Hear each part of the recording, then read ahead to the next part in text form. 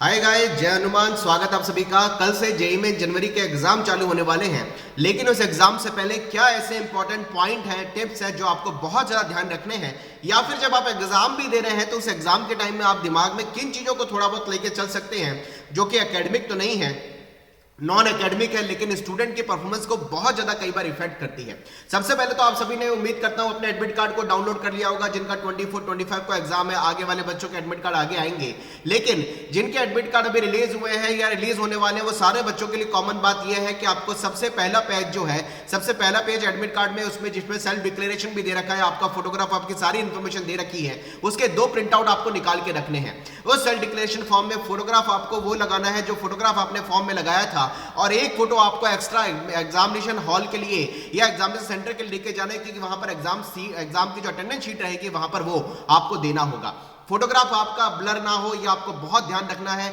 आपके self declaration में left thumb impression लगाना है। लेफ्ट थंब इंप्रेशन में आपकी लाइंस आनी चाहिए, थंब की जो लाइंस है ये आनी बहुत जरूरी है, क्योंकि इंप्रेशन किसको बोला जाता है, जिसमें थंब लाइन आपकी आए, वो थंब प्रिंट ना हो जाए। बहुत डार्क मत लगाइएगा, बहुत हल्के हाथ से लगाइएगा, लेकिन आपकी लाइंस जो है लेफ्ट थंब इंप्रेशन की आनी चाहिए। ये आपको सबको ध्यान रखना है। पिछली बार भी हमने देखा था, कुछ बच्चे एडमिट कार्ड लेके गए थे, सेल्फ डिक्लेरेशन लेके गए थे, लेकिन वहां पर थंब प्रिंट लगा दिया। थंब प्रिंट नहीं लगाना है किसी भी इंक पैड से, आपको वहां पर लेफ्ट थंब इंप्रेशन का इंप्रेशन लगाना है जिसमें आपकी लाइन आनी चाहिए। उसी में ही एक जो सिग्नेचर है, सिग्नेचर आपको एग्जामिनेशन हॉल में करने हैं, एजुकेटर के सामने, ही आप सबको ध्यान रखना है। इसके साथ में ओरिजिनल आईडी प्रूफ आपको लेके जाना है। फोटोग्राफ मत लेके जाइएगा, फोटोकॉपी मत लेके जाइएगा। आईडी प्रूफ की मोबाइल वाला जो आईडी प्रूफ है अलाउ नहीं होता। ओरिजिनल आईडी प्रूफ आपको बोला है, ओरिजिनल आईडी प्रूफ आपको लेकर के जाना है। यहाँ कई सारे बच्चे मुझे बोल रहे हैं कि सर हमारा एग्जाम तो सुबह 9 बजे है और दोपहर में 3 बजे है, और दोपहर में 3 बजे और 9 बजे की जो रिपोर्टिंग टाइम हमें दी गई है एग्जामिनेशन हॉल के अंदर एंट्री के लिए जाने के लिए, वो करीबन 1-1.5 घंटा 2 घंटा पहले बुलाया गया है। तो क्या हमें 2 घंटे पहले पहुंचना है? आप इस चीज को समझिए कि गवर्नमेंट हर किसी बच्चे को अपना एक स्पेसिफिकली टाइम दे रही है कि स्पेसिफिकली टाइम में आपको कब वहां पर पहुंचना है। उस सर्टेन टाइम में अगर 10 से 15 मिनट का वेरिएशन भी आता है तो उससे कोई फर्क नहीं पड़ता है। 10 से 15 मिनट के वेरिएशन से फर्क नहीं पड़ता, लेकिन आप ध्यान रखिएगा कि अगर सुबह 9 बजे पेपर है तो 8:30 आपका गेट बंद हो जाएगा। अगर आपका 3 बजे पेपर है तो आपका 2:30 गेट बंद हो जाएगा। गवर्नमेंट के सेंटर पे आप कम से कम ये कोशिश करिए कि 45 मिनट पहले आपको एग्जामिनेशन हॉल में पहुंचना कम से कम जरूरी है। अगर आपका 2 घंटे पहले या 1.5 घंटे पहले रिपोर्टिंग टाइम को बोला गया तो गवर्नमेंट केवल चाहती है कि बच्चे टुकड़ों में आए और उनके जो मेटल फ्रिस्किंग है, आपकी जो पूरी चेकिंग है, फोटोग्राफ है, आपकी सारी चीजें हैं, वो सारा जो रूटीन पहले एग्जामिनेशन सेंटर पे आपको सीट अलॉट करने से पहले जितनी भी फॉर्मेलिटी कंप्लीट की जाती है वो सही तरीके से हो जाए। इसलिए गवर्नमेंट अलग अलग टाइम पे बच्चों को बुलाती है ताकि रश इकट्ठा ना हो, कोविड-19 पैंडेमिक की जो भी सारी गाइडलाइन है वो फॉलो भी हो जाए। इसलिए आपका जो रिपोर्टिंग टाइम आपको दिया गया है, कोशिश करिए उस रिपोर्टिंग टाइम पे आप पहुंचे, लेकिन अगर उसमें 10-15 मिनट की गैप भी आता है, देरी होती है, उससे कोई फर्क नहीं पड़ता। लेकिन सेंटर पे ये कोशिश करिए कि एक दिन पहले अगर आप सेंटर देख ले तो ज्यादा अच्छा है। कई बार बहुत दूर दूर सेंटर आते हैं, बच्चों को कई बार कंफ्यूजन सेंटर के नाम से भी हो जाता है, इसलिए सेंटर को 1-2 दिन पहले आप देखने की कोशिश करें, ज्यादा बेटर ये रहेगा। एक बात और आपसे कहना चाहूंगा, आधार कार्ड आपके पास अगर नहीं है तो कोई भी आईडी प्रूफ आप ओरिजिनल लेकर के जाइए, उससे फर्क नहीं पड़ रहा। आधार कार्ड को लेकर के भी कई बच्चे इस कंफ्यूजन में है कि सर आधार कार्ड में हमारा फोटो जो है बहुत पुराना लगा हुआ है, क्या वो वैलिड होगा? उससे कोई फर्क नहीं पड़ता। आधार कार्ड सबके पुराने ही बने होते हैं, इसलिए आधार कार्ड पे अगर आपका फोटोग्राफ पुराना भी है तो उसमें प्रॉब्लम नहीं है। आपका नाम सही होना चाहिए, डेट ऑफ बर्थ वो देखी जाएगी, दोनों चीजों को मिलाया जाएगा। उसकी इंपॉर्टेंस को आपको समझना है, ये चीज आपको ध्यान रखनी है। एक और इंपॉर्टेंट बात, बच्चे ये मुझसे पूछ रहे हैं कि सर हमारा जो आधार कार्ड का प्रिंट आउट रहेगा क्या वो कलर ले जाना पड़ेगा? कलर ही है। अभी एनटीए की तरफ से आपका जेईई मेन की वेबसाइट पे जितना हम पिछले सालों से देख रहे हैं तो एडवाइजरी रिलीज करते हैं, वो एडवाइजरी वापस रिलीज करेंगे, लेकिन एडवाइजरी के अंदर अगर कलर प्रिंट आउट प्रेफरेबली भी बोला जाएगा तो भी अगर आप black and white print out admit card का लेकर के जा रहे हैं उससे कोई प्रॉब्लम नहीं आ रही है। कलर प्रिंट आउट से थोड़ी विजिबिलिटी अच्छी आती है, इसलिए गवर्नमेंट प्रेफर बोलती है। तो आपका जो एडमिट कार्ड का प्रिंट आउट है ये अगर आप ब्लैक एंड व्हाइट भी लेके जाएंगे कोई फर्क उससे नहीं पड़ने वाला है। ड्रेस कोड को लेकर के कोई स्पेसिफिकली ड्रेस कोड एनटीए की तरफ से रिलीज नहीं किया गया है, केवल ये बोला गया है कि जो बड़े बटन के क्लॉथ है वो अवॉइड करिए, मोटे सॉल के जो फुटवियर है, शूज हैं, उसको अवॉइड करिए तो अच्छा रहेगा। कोई ऐसा ड्रेस कोड पहन के जाए जिसमें सर्दी के मौसम का भी आप ध्यान रखें और थोड़ा सा आपको कंफर्टेबल भी रहे और गवर्नमेंट की गाइडलाइन भी पूरी हो जाए, ये आपको सबको ध्यान रखना है।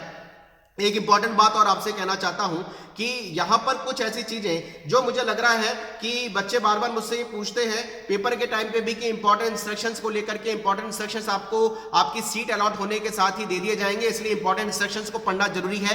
किन क्वेश्चन में नेगेटिव मार्किंग है, इंटीजर टाइप में क्वेश्चन में नेगेटिव मार्किंग कैसी है कैसी नहीं है, कितने राउंड ऑफ करके आपको नियर बाई इंटीजर तक आंसर देना है, इन सब चीजों को आपको समझना होगा। और एक बात इंपॉर्टेंट मैं अपनी तरफ से भी कहना चाहता हूं कि यार किसी क्वेश्चन पे ज्यादा हैंग मत होइएगा। अगर आपको लग रहा है कि कोई क्वेश्चन आपसे नहीं हो रहा है, हो सकता है कई बार देखा है कि उन क्वेश्चन के अंदर बोनस ही हो जाता है, लास्ट में जाके वो क्वेश्चन बोनस की जगह ड्रॉप हो जाते हैं। तो अगर किसी क्वेश्चन में आप बहुत ज्यादा दिमाग आपने लगा लिया, आपको लगा यार फिर भी नहीं बन रहा, चारों क्वेश्चन ही नहीं मिल रहे, तो हो सकता है वो क्वेश्चन ड्रॉप हो जाए। इट मे बी नॉट, लेकिन अगर किसी क्वेश्चन पे आप बहुत ज्यादा हैंग हो रहे हैं तो प्लीज उसको मत करिएगा। एग्जाम में सबसे ज्यादा जरूरी है दिमाग को स्टेबल रखते हुए कूल माइंडेड होकर के पूरे फोकस से एग्जाम को सही करना और अपना जितनी एफिशिएंसी है, जितना हमारा स्टेमिना, जितनी हमारी पढ़ाई हमने कर रखी है, उस बेस्ट रिवीजन से अपना एक्चुअल सही आउटपुट निकालना ये बहुत ज्यादा इंपॉर्टेंट होता है। इसलिए स्पीड एक्यूरेसी का आपको बैलेंस रखना है। स्पीड एक्यूरेसी का बैलेंस रखने के लिए किसी क्वेश्चन पे ज्यादा हैंग मत होइएगा।